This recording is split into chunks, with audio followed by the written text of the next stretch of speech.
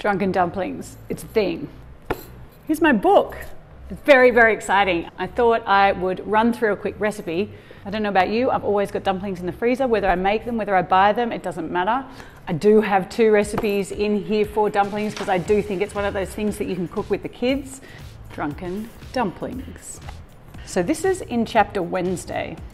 At some point every week, I completely lose track of time. This happens so commonly on a Wednesday that it should in fact act as a reliable timestamp. There's always someone at some kind of sport practice and usually a child in the house who belongs to another family of the neighbourhood. True.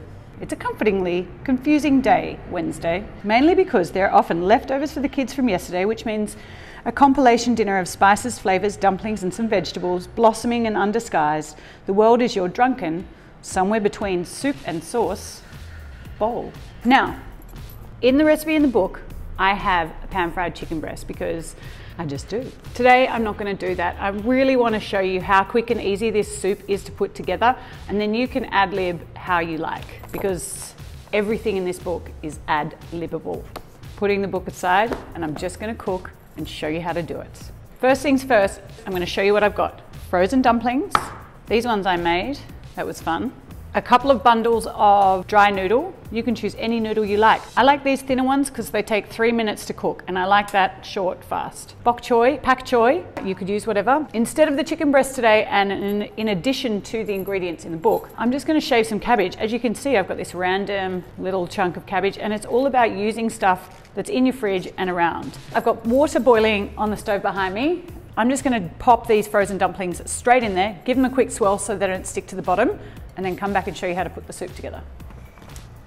So I have this beautiful little pak choy. Cutting the pak choy just down the middle. Now I rinse these as soon as I get them home. In this bowl, it's actually an old ricotta basket. Best thing ever, never throw them out. Raw pak choy into a colander in a bowl or sink. Let's give those dumplings a stir. We've got them swirling around. I'd say that a frozen dumpling probably takes about 4 minutes to kind of thaw in the boiling water. I am going to shave directly into my soup bowls. Here we go, mandolin. I use mine without the guard. Do not try this at home. You probably will. Now I am going to shave the cabbage straight into my bowls because it doesn't really need to be cooked. It's going to be like the refreshing crunch noodle. Now that was a little bit tricky. I might do the rest of it here. I'm not going to throw that out. I've got a rabbit. He will eat that. 3 minutes out. I'm going to pop these in. Dumplings have been simmering for 4 minutes, and then in 3 minutes or less, you're going to have drunken dumpling, soupy, saucy, noodle cabbage, veggie deliciousness. Okay. Okay, so I have tom yum paste here, which I've just bought from an Asian supermarket. Acidity and lemongrassy zing to it, which I absolutely subscribe to. So that's going in about 2 spoons of that. Last time I cooked this, we all ended up having coughing fits, right? I've got my water ready, so if I end up spluttering, I'll try not to do it into the saucepan. Really all I'm wanting to do here is heat up those aromatics. I don't need to cook any of them because they will poach in the liquid. But giving them a head start over that hot heat just means that all those lovely oils from the natural products release. All right, that looks fantastic. Here we go. The coughing begins. All right, shake your can of coconut milk. That is going straight in. Just checking on my noodles. Now, the reason we're cooking the noodle, cooking the dumplings and the noodles in a separate pot just means that they can be cooked perfectly rather than having gluggy noodles that get overcooked because the soup needs a bit longer, or all your soup stock being absorbed into the noodles. Just whisk through the chunky bits of that. It means it's a natural product. It doesn't have thickeners, it doesn't have stabilizers. Solid separating from the liquid's totally fine. It just means you've got a very natural product. Turn this right down.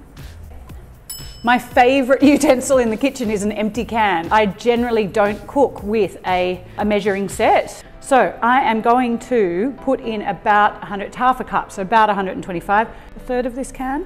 You could do this with a coconut cream by all means. It would just mean for a richer, thicker sauce. Taste as you go and adjust if you need to. I promised I would show you what's happening over here. We have dumplings and noodles. I'm going to drain the noodles and the dumplings through the pak choi so that it does the cooking. It gives it a little bit of a cook before we plate. Now, because in the book it says lightly steam your pak choi, I wanted to show you that quick hack. And there you have your bowl of soup filling all cooked together.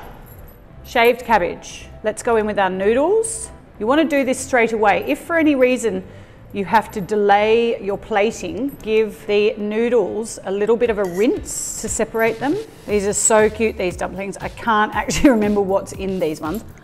If you're anything like me and don't care really what's in a dumpling, but just love the concept of a dumpling, then you will enjoy it. Such a great veggie. Our incredibly delicious, soupy, saucy, drunken element, rich tom yum coconut soup.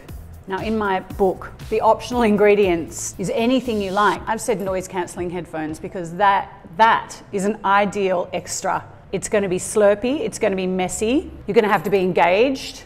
Listen to a podcast and focus on your bowl. Last but not least, cheeks of lime. So I do have a container in my fridge that's full of all these random offcuts of citrus.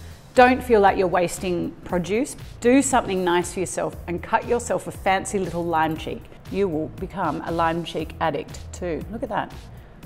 Just perfect. A dollop of Logan Ma chili crisp because you may as well. And a little drizzle of super nutty and delicious roasted sesame oil, and you're done. Drunken dumplings from my new book, every night of the week, because someone's always doing it, right? Yeah, so good. Surprise dumpling, so good.